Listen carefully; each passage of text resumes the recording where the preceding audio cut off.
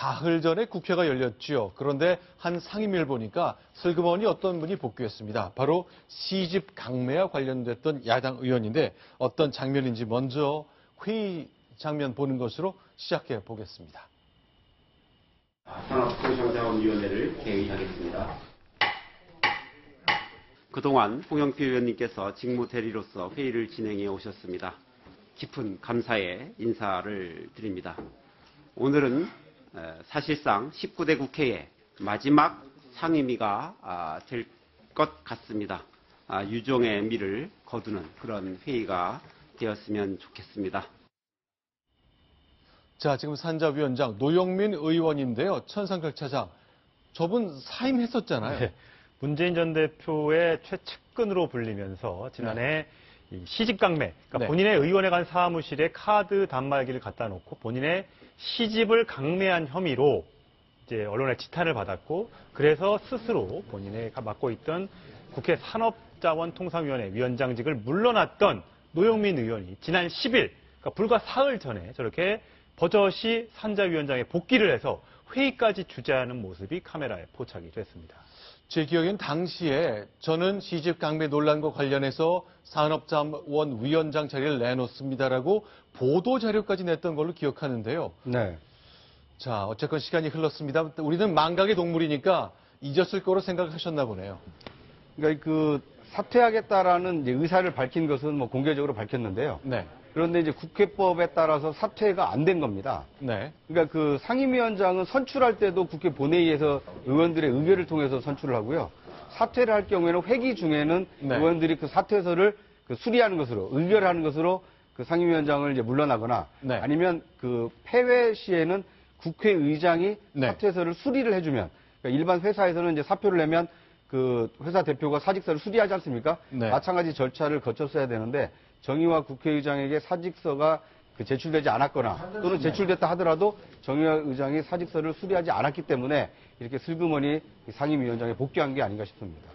자, 여성한 변호사님, 뭐 이런 거는 뭐 법률적으로는 문제가 없는 겁니까? 일단 그렇죠. 네.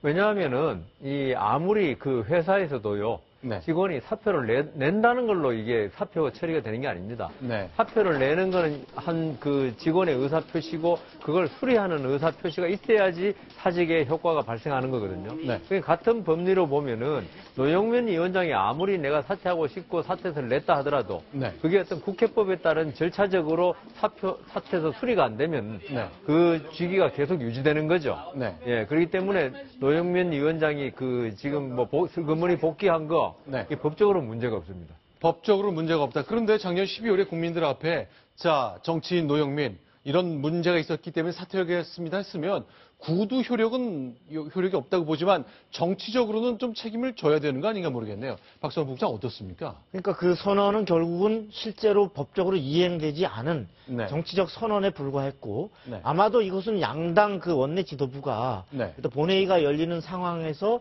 이것을 처리한다라고 분명히 원칙대로 했어야 되는데 네. 어떤 그 특히 야당에서 그 더민주당에서 어떤 인정에 끌려서 그 정치적으로 타격이 입었으면 됐지 않는가. 네. 굳이 법적으로 사퇴서를 처리하고 후임을 이제 얼마 남지 않았는데 네. 이렇게 해야 되겠는가라고 하는 사실상 그 내심의 의사를 갖고서 이분을 미적미적하면서 여당도 그 부분에 대해서 독촉하지 않았던 그 결과인 것 같습니다.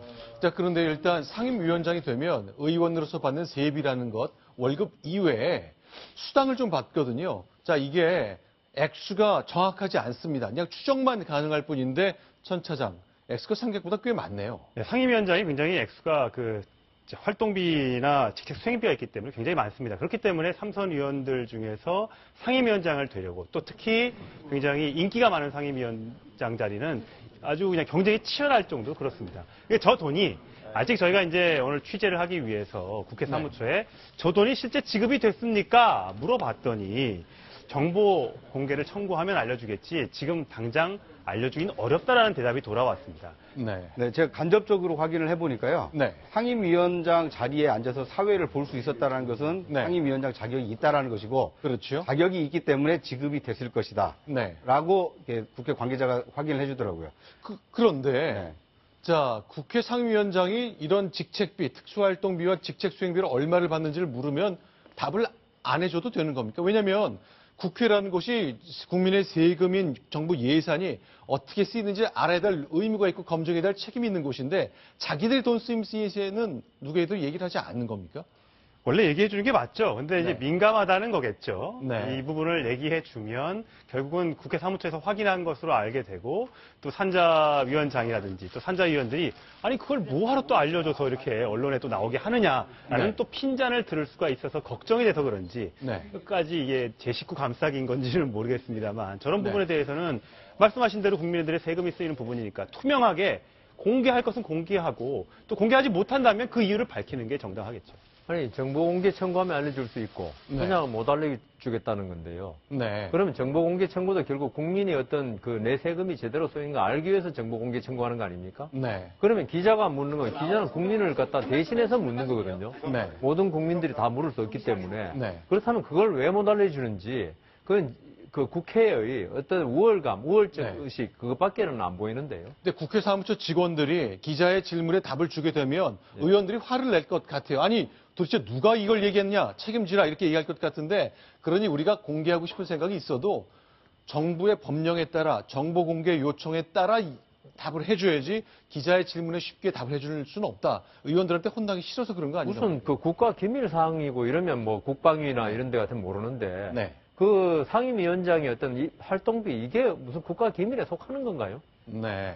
근데 이제 저걸 바로 확인을 해주게 되면 지금 네. 논란이 이게 오늘부터 이제 되고 있지 않습니까? 네. 그래서 그러면 최근 넉 달, 5달 동안 얼마를 받아갔다. 네. 이게 이제 바로 확인이 되면 네. 그 융당 폭격이 내려질 거 아닙니까? 네. 근데 정보 공개 청구라는 그 뒤에 딱 숨으면 몇 달 동안 이게 시간이 좀 걸립니다. 네. 접수한 날로부터 몇 달 이내에 이 정보를 주게 돼 있기 때문에 네. 그러니까 주는 것도 국회 사무처 내에서 회의를 거칩니다. 그래서 이걸 줄 필요가 있다. 이런 의결을 해야만 또 정보가 나오기 때문에 그래서 이제 아마 뜨거운 그 이슈가 돼 있을 때는 잠깐 냉각시킬 만한 시간을 확보하기 위해서 이런 정보 공개 뒤에 숨는 게 아닌가 싶습니다. 그런데요, 사실은 야당만 그러니까 노영민 의원만 뭐랄 것도 아니고 여야 의원들 모두 자 위원장으로 복귀해서 사회 보는데 아무도 반대하거나 제지하지 않았잖아요. 우리 이럴 수 없습니다. 우리 정치인들이 이렇게 욕먹는데 위원장이 작년 12월 달에 보도자료 내서 떠난다고 국민 앞에 약속을 해놓고 돌아오는 거 사회 볼 수 없습니다라고 한 여야 의원들 아무도 없잖아요. 없는 거죠. 이게 저게 이제 팔이 안으로 굽는다는 건데 항상 그 국회의원들 뭐 제명한다거나 이런 거 논란이 있을 때마다 반대표가 많이 나오고 결국 유야무야 되는 경우가 많지 않았습니까? 이번 경우도 마찬가지고 특히 노영민 위원장의 경우에는 이번에 낙천을 나오지 못했지 않습니까? 네. 그러니까 이게 안 됐는데 이번에 결국 우리들은 다 재선 뭐 3선 했지만 저 사람은 안 됐는데 네. 불쌍하다라는 어떤 측은지심이 작용했기 때문에 저렇게 된 거지. 만약에 여야가 첨예하게 대립하고 있는 상황이었다면 저 부분에 대해서 여당 의원이 지적하지 않았을 리가 없을 겁니다. 아마 선거 전이라면 돌아오지 않았을 것이고 만약 선거 전이라면 돌아오려 했을 때 여당에서 지적을 했겠죠. 결국 선거 전과 후가 우리 정치인들이 이렇게 다르십니다. 확인해 봤습니다.